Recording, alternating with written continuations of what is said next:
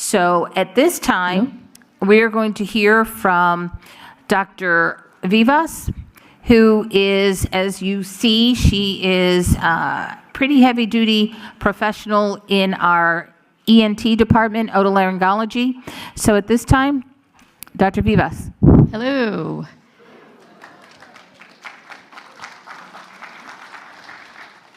How is everyone doing? Can you hear me okay? A little bit louder. One of the most common answers I get when I ask patients, why are you here today? To see me. I'm in the ear clinic at Emory. My wife said, I can't hear her. Or my children mumble. Everyone mumbles. They just need to speak louder. So there's a barrier for us to accept shortcomings or just changes. Sometimes things happen so slowly that it is hard to realize what's happening around you and to your own body. And hearing loss is one of those things. Hearing loss typically progresses or develops very slowly over time. What ends up happening? We start to maybe turn up the TV, the radio, maybe not do the things we enjoy as much because it's harder to keep up. So that's what we're going to talk about today. Why are we here? Well, as we've heard earlier today, hearing loss is one of those things that has been and continues to be associated with cognitive decline. And so you think this is pretty funny, right? Well, it's a top 3 ailment in our population. After high blood pressure and arthritis, hearing loss is one of the most common things we deal with as we age. We all get it. All of us will have hearing loss to a certain degree. How much hearing loss we get is a combination of things we'll review, and some of those are preventable. It's common. By the time we reach retirement age, over 40% of us are going to have hearing loss. If we look at the US, this number is slightly outdated now, but there's nearly 30 million individuals over 50 that suffer from hearing loss. It's a big number. There's 330 million in the US. That's our current population, I believe, 333 million. And nearly of those who have hearing loss, a significant amount will have disabling hearing loss. So what's disabling hearing loss? That's when you stop going out with your friends, you start going to events because you just can't make out what people are saying. It could be disabling to the point where it's dangerous. You may not hear someone calling behind you to warn you about something, or a car coming down the road when you're about to cross the street. What are the first signs? One of the things I mentioned earlier is maybe it's those around you that identify it first. They say, hey, Mom, Dad, I've been talking to you the last 5 minutes and you're not answering me back. Are you okay? Or the TV is so loud it's driving everyone nuts at home. They say, hey, turn that down, and you don't realize it's so loud. So we become isolated. We withdraw. Why do we get hearing loss? Well, a lot of it is genetics. We've been hearing a lot about genetics. And you may remember or not remember, aunts, uncles, parents had hearing loss. Most of them had probably a need for hearing aids, but they, instead of getting hearing aids, they would just shout or do something to make themselves heard. Environment. Occupational noise exposure. Those who have worked in factories, in the airport, firearm use without wearing proper, consistent hearing protection. The veterans who have served in the military.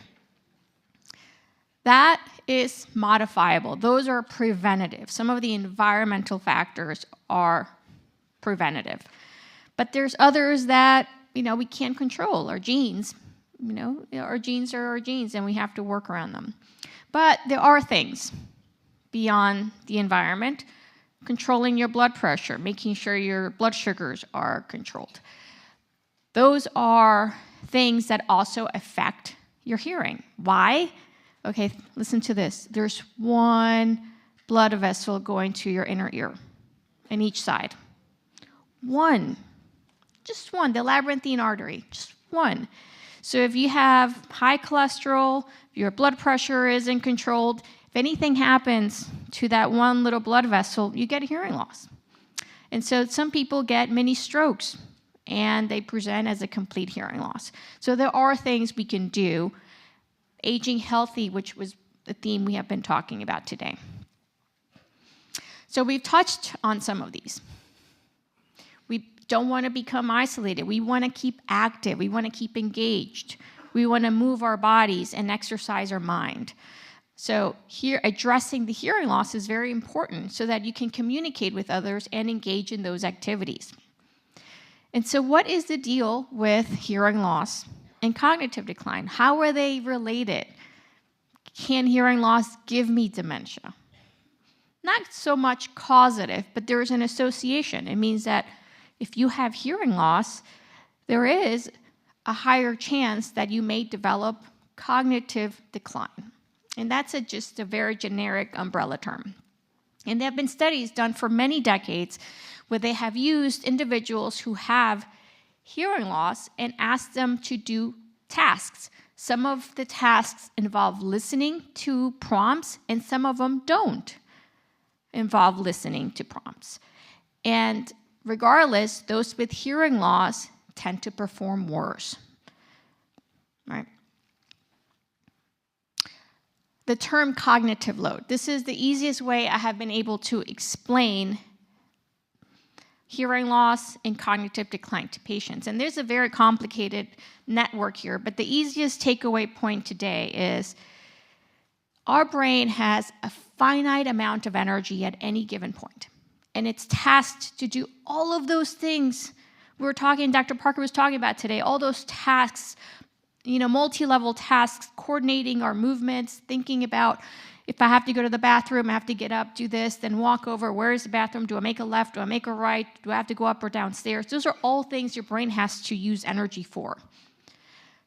When you have hearing loss, your brain is working overtime. Now, think about this scenario. You're at a party. There's music in the background. There's 50 people all around you, all eating, drinking, lively children running around, and you're trying to have a conversation. Even for those who don't have hearing loss, it's difficult to carry a conversation in that scenario. Now, people with hearing loss, so your brain has to work that much harder. You start looking at lips. You may have to hyper-focus and say that again. Your brain is using more energy in that scenario than if you were in a very quiet room having a one-on-one conversation. So folks who have hearing loss, by the end of the day, they're exhausted because they've been working overtime. There's a listening effort going on in the background that's using more of your brain energy.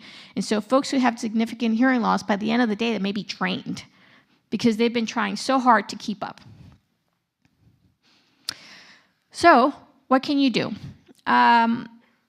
One of the things that have been going on is we've been trying to figure out, well, we know this connection between hearing loss and cognitive decline. Well, what can we do about it? Right? Well, the easiest answer is hearing aids. We don't have yet an ability to reverse hearing loss. So the only thing we have now, or if you have hearing loss, you get hearing aids. If your hearing loss is so bad and hearing aids are not enough, then you get cochlear implants. I run the cochlear implant program at Emory, and age is not a disqualifier. People in their 90s are getting cochlear implants. You go home the same day. I mean, the options are there. We just need to know about them, right? So there's a very exciting study, relevant study to today's topic that was published in 2023. It's called the ACHIEVE study. And it's called ACHIEVE because it's the acronym for Aging, Cognitive Health, and Evaluation in the Elders. It was a large, randomized, controlled trial that was designed to test whether hearing intervention can slow cognitive decline. Now, what is the big takeaway of the study? Is that if you're an elder, if you're aging and you carry risk factors to develop dementia or cognitive issues. What are those risk factors? We've been talking about all morning. Uncontrolled hypertension, diabetes, you're not moving enough, there are all these things that we've been talking about today. If you are in that risk category, if you address your hearing loss, you slow down your cognitive decline. That's huge, right? So you're telling me all you need to wear is a hearing aid and you slow down your cognitive decline? Maybe. For some of us, that may be the one thing you can do to help yourself in a situation where we're otherwise vulnerable to our genes and our environment. So what can we do? The first thing I would say is don't hesitate bringing it up to your doctor. So for those of us who are lucky to have primary care doctors and go to annual physicals and evaluations, bring it up. Be like, hey, my kids, my wife, my spouse, they've been saying I'm struggling with hearing. Get a hearing test. That's the first thing you can do. And it could be hearing screening, sometimes in community events. Places like this might have it. At Emory, we have multiple sites we can get a hearing test, but you can go to Costco, Sam's Club, get a hearing test for free if you have a membership. So there's lots of places. Start there. And if you check off, you're like, great, I don't have a problem. But if something shows up in that hearing test, do something about it. Don't put it off. I often have people, oh, doc, next year. Let's just check it again next year. Maybe next year I'll be ready for a hearing aid. It's not going to get better, right? It's like if you need a new prescription, if you put it off for a year, you can, but maybe you're not the best person behind the wheels, or you're not going to be enjoying reading as much because you're just not seeing as well. Hearing aids, unfortunately, are expensive. Medicare does not cover hearing aids.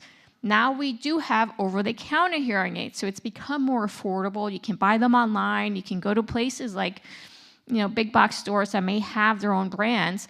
So those are called non-prescription hearing aids, and those are better than nothing. But if you have the ability, if you have the financial resources, I would say please do not hesitate. Address it.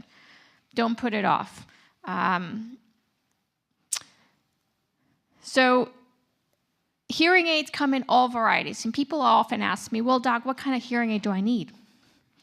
There's many kinds. My neighbor has it. He hates it. I don't want it.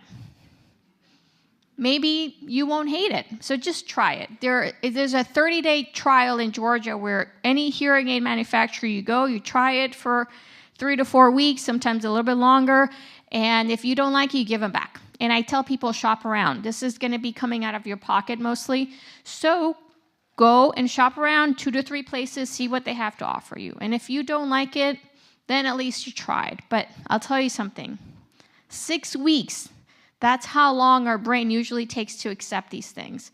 So they're going to be incredibly annoying at first. You're going to hear a pin drop that you don't want to hear. But what happens is over time, your brain adjusts, and they love it. It's that sensory input. You start to want to wear them when you wake up in the morning. And so I will leave you at that. I am happy to answer any questions. I know we have some written questions already.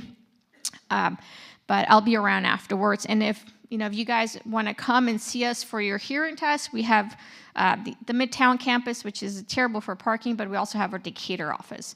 We can go and accommodate you there. Thank you.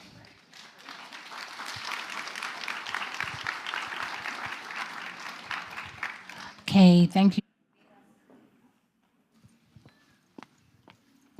We say the very best to last. Dr. Parikh, who's going to be here to talk to us about headaches and how they figure. You're going to learn a little bit about migraines and how they can figure into risk for Alzheimer's, but more importantly, safety. Dr. Parikh. At the conclusion of Dr. Parikh's presentation, we will have our questions. And again, if you have a question, please write them down.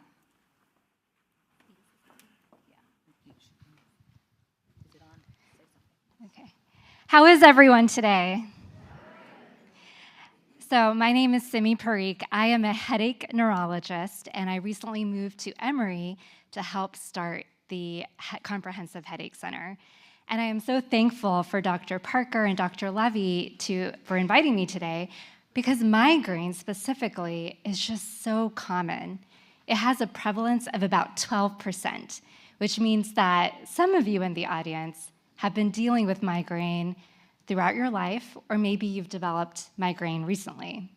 So today, we'll talk about what migraine is, how it changes with age, some of the new treatment options that we have available and that are safe, and specifically some research that talks about how migraine connects with brain health. So just to make sure we're all on the same page, what is migraine? Migraine is so much more than just a headache. Migraine is a neurovascular sensory processing disorder. Classically, it's characterized by moderate to severe pain, usually one side predominant, and it's associated with sensory things like sensitivity to light and sound or nausea. Some people with migraine, but not all, have aura, and that is a transient change in vision or sensory feeling or speech or motor function, and that usually lasts for about 60 minutes, and it can be something that happens right before a migraine. But even in between these attacks of pain, people with migraine can still have symptoms. Migraine is a disease. It's there all the time. And in between attacks, people can have sensitivity, again, to various stimuli. So that could be sensitivity to light, motion, sound. You can have mood disturbances. And specifically for today's event, you can have cognitive function changes, mental fog.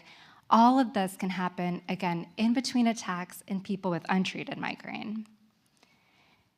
Now, when we think of migraine, we usually think of someone in their 30s or their 40s, and that's because that peak prevalence of 12% happens around this time. What we know is that with age, migraine actually becomes less common, so it drops down in prevalence to about 7% in individuals between the ages of 60 and 69, and 4% in individuals aged 70 or older.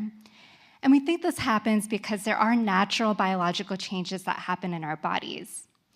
So at its very core, the pathophysiology of migraine involves a relationship between a blood vessel and nerves. Blood vessels dilate, that provokes nerves to release neuropeptides, like CGRP or substance P. It's those neuropeptides that then trigger that cycle of migraine symptoms and migraine pain. But with age, that blood vessel density becomes less, there's decreased vasodilation, and nerves actually release less neuropeptides. But for those of you who have migraine, you might still say, wait, migraine can still be persistent. It can persist. It can persist as you get older. But in those cases, and again, those of you with migraine may have noticed, symptoms can change with age. So like I talked about before, the classic symptoms of migraine usually involve pain, usually on one side of the head. But with age, that pain can then be on both sides of the head. There may be fewer symptoms like nausea or sensitivity to light and sound. Interestingly, with people who have migraine and aura, you might actually notice that you're having those aura symptoms, those transient changes in things like vision, without headache. And you can imagine that all those changes can make migraines difficult to diagnose. And as a healthcare provider, when we diagnose migraine, we also want to make sure that that's really what it is, especially if the headache starts after the age of 50.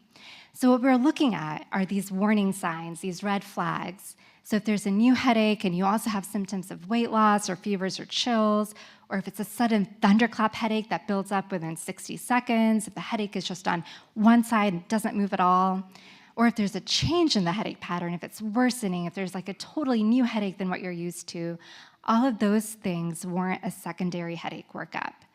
And as I mentioned, sometimes you may have aura. Well, aura sounds a lot like stroke, right? So one of the things that we want to make sure is that symptoms are not these ischemic strokes or what we call transient ischemic attacks. But let's say that you're diagnosed with migraine. Now, a lot of my patients when they finally come to see me, say that they've been pushing through their pain, that they've just been dealing with their symptoms for many, many years before seeking migraine treatment. But I encourage people to treat the migraine, at least talk to your provider about it, because migraine affects much more than just physical health. There have been studies targeted especially at older adults, and they show that migraine does have a significant impact on your mental health, how you sleep, how you interact with your friends and your family, your ability to move, and just your overall quality of life. So bringing all of these things to the table will help your provider develop a nice comprehensive plan that not just addresses pain, but your overall well-being. Now, you still may be hesitant to take a medication, and that's not without good reason. We know that there are age-related changes that affect how medications work in the body. We know that taking a lot of medications or having polypharmacy does increase your risk of how drugs interact with each other. And there are some traditional migraine medications that might not make sense because there are these potential side effects. But the great news is that there are a lot of non-pharmacological ways, non-medication ways to treat migraine. And just in the past 5 years alone, there are now new migraine-specific treatments with a lot less side effects. So first, let's talk about the non-medication ways to manage migraine. What I tell my patients is that the brain in someone who has migraine really likes routine. It really likes when you sleep around the same time every day, eat around the same time every day, have a balanced level of stress. There's exercise on here, and you've heard about exercise a lot today, but exercise in migraine has actually been shown to be just as good as a preventive medication. And this is 20 minutes of some form of cardiovascular activity, at least 5 days a week, and that could be walking, swimming, or stationary cycling. And as I mentioned, we're in a really great place right now because even if you still need a medication, if those non-medication treatments are not enough, you can add on some of these new medications that we now have available. And with these new medications, we've actually done studies on older adults, seeing that the safety profile of those medications are just as good as they are throughout anyone's whole life, and that the risk profile is lower. So how do these new treatments work? Well, there are new medications. As I mentioned before, the brain releases substances called CGRP, substance P. Some of these new medications are CGRP inhibitors, and those are injectable medications or medications that you can take by mouth. Many of these medications are preventive treatments for migraine. Lasmiditan is another new agent. This is a serotonin F receptor agonist, and it's an acute medication that works very similarly to a traditional migraine medication called sumatriptan, but it doesn't cause vasoconstriction, so it's safe in older adults who may have cardiovascular risk factors. And now we also have available these neuromodulation devices. Those are devices that are not invasive. You can wear them, put them on your body, and they either interrupt the way that pain signals are reaching your brain, or they actually enhance your brain's own ability to stop pain. So now I want to focus on this important area of research, the connection between migraine and dementia. So there has been recent research that shows that migraine does have a higher risk and a higher risk association of people developing dementia. Now, this doesn't mean that migraine causes dementia, but it is a relationship that's worth exploring. So these studies were meta-analyses. They looked at already published studies of groups of patients, and they found that migraine increases the risk of dementia by about 30%. And this was especially true for people who have migraine with aura. And these meta-analyses were done across different countries, so included Denmark and Korea and the United States, and they all kind of showed similar results. What was very interesting is that migraine was not associated with all types of dementia. It was more associated with Alzheimer's disease. Now, what's interesting about that is that I just told you that migraine is a neurovascular disease. We would have expected it to increase the risk of vascular dementia, but that's not the case. So that indicates that there is a relationship there that's a little bit more complex. And we're very lucky that there is research that's ongoing to explore this relationship a little bit more. Now, we don't know exactly why migraine is associated with dementia, but there are some possible explanations that we can think of. I just mentioned that there might be this blood vessel connection that can affect both migraine and dementia. Inflammation. Neuroinflammation is there in migraine, that release of neuropeptides. We know that underlying inflammation may be a risk for certain types of dementia as well. That might be a common process. Now, this third point is very important because we talked about it a lot today. There are a lot of linked modifiable risk factors with both migraine and dementia. When someone has untreated migraine, as we just mentioned, it affects their sleep, it can cause depression, it can cause social isolation, decreased mobility. All of those things are also risk factors for dementia. And finally, what's very interesting is that there are studies going on that are looking for shared gene families between migraine and Alzheimer's disease. Or do people inherit a package of genes? Because migraine is a genetic disorder. Do people inherit this package of genes that puts them at risk, again, for both migraine and dementia? So we talked about a lot today, and there's still a lot that we can learn. We can continue to learn about those long-term migraine patterns as we age. We can learn how these newer treatments affect older adults. And we can also see how migraine intersects with other age-related conditions. And most importantly, we can learn if treating migraine actually does help reduce the risk of dementia. So migraine is very serious, and we should take it seriously among older adults because it does impact quality of life. The good news is that treatments are out there, that they're very appropriate and now safe for individuals. And I highly encourage you that if you're experiencing migraine or if you know someone who's experiencing migraine, to get in touch with your healthcare provider to develop a comprehensive treatment plan for you. Thank you.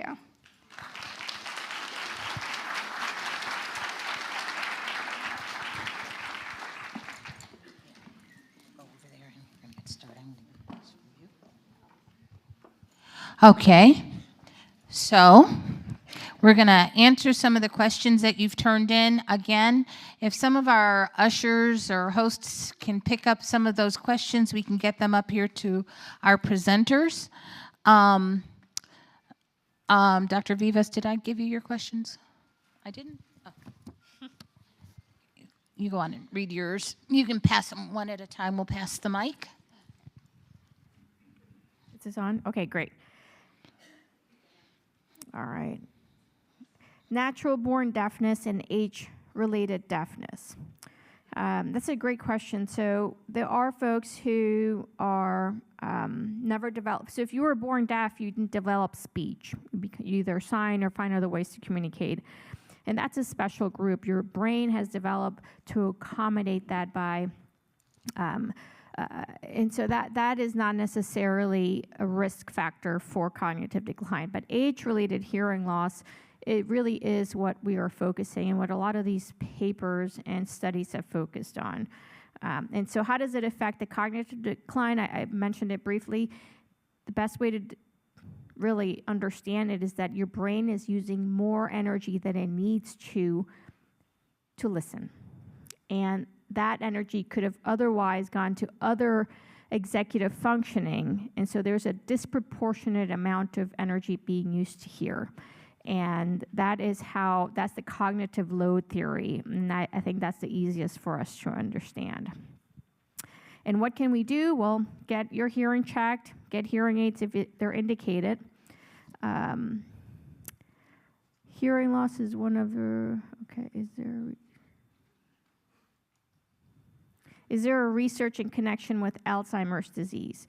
Well, the research is primarily bundled into an overall cognitive decline, but yes, patients with Alzheimer's have a higher prevalence of hearing loss than the general population. And hearing aids is the best way, is really the only way that we have right now to address hearing loss. And for those where hearing loss is so advanced with not even hearing aids help, that's when we start talking about a cochlear implant. Those are the two.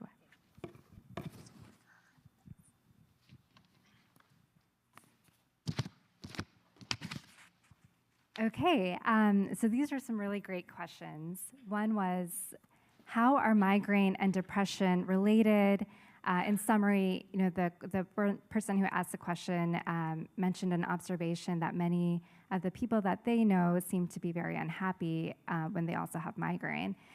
And I'll say, I mentioned that migraine results in social isolation. Migraine is an invisible disease. It's pain, and it's not, present physically. So I think one of the things that happens is that people have a hard time getting that support or acknowledgement from their family or their friends that what they're suffering is truly a neurological disease, and that it can cause intense disability. So I think if you know people who have migraine, offering that compassion and support is a really great way to help their mental health. And if you are someone who does have migraine, there are a lot of support systems online, support groups that we're trying to develop at Emory that could be helpful as well. Another question was, are ocular migraines true migraines? So, there's not really that official diagnosis, actually, of ocular migraines. I don't know if it means migraine with visual aura. So visual aura can happen with migraine. It is usually a transient visual disturbance that lasts for about 60 minutes, and it precedes a headache attack. Sometimes people have retinal migraines, which are migraines that can affect just one eye. So that means if you usually with migraine with aura, you cover one eye, you can still see that visual disturbance. You cover the other eye, you still see the visual disturbance because it's happening from the brain. But retinal migraine happens because there's some kind of issue with the retina. We think that there might be some kind of vascular abnormality in the retina. And so in that case, you cover one eye, and if it's the affected eye that you're covering, then you see perfectly clearly. That's a retinal migraine. And so that one we may treat a little bit differently because it's more of a vascular pathophysiology. I have a question for both of you. There are lots of questions on here about cannabis and edibles for brain loss, for mood, for headaches. So somebody make a blanket statement about cannabis. Well, for those of you who have severe tinnitus, some patients have found some relief with cannabis products. And so I don't necessarily, it's not part of my prescription or treatment algorithm, but just from anecdotal experience, some patients have mentioned that. And it's true that medical marijuana, for example, is used to treat chronic pain. Marijuana is composed of two things, CBD and THC. It's really that THC part of it, which is also the psychoactive part of it that can help with pain. From my personal experience with people suffering from migraine, it's possible that it helps take the edge off. I will say that if you do use it, to use it sparingly, because there is a chance that you could become dependent on it. And there is another thing that happens with headache called medication adaptation headache or overuse headache that can just make the headache worse if a substance like that is used too often. So if you are using it, definitely disclose it to your provider and then have a conversation about how it could be best used for you. All right, I mentioned the word tinnitus, potato. What does it mean? It means you're hearing things that others cannot. And very common, most folks with tinnitus have hearing loss, but not necessarily. I have teenagers and 20-year-olds with tinnitus. But as we age, tinnitus becomes very common, and most of the time, it's a sign of hearing loss. So if you are experiencing ringing, buzzing, roaring, crickets, it's different for everybody. If you're experiencing those things, it means you need to have a hearing test to get started. And so there, we had some remarks here.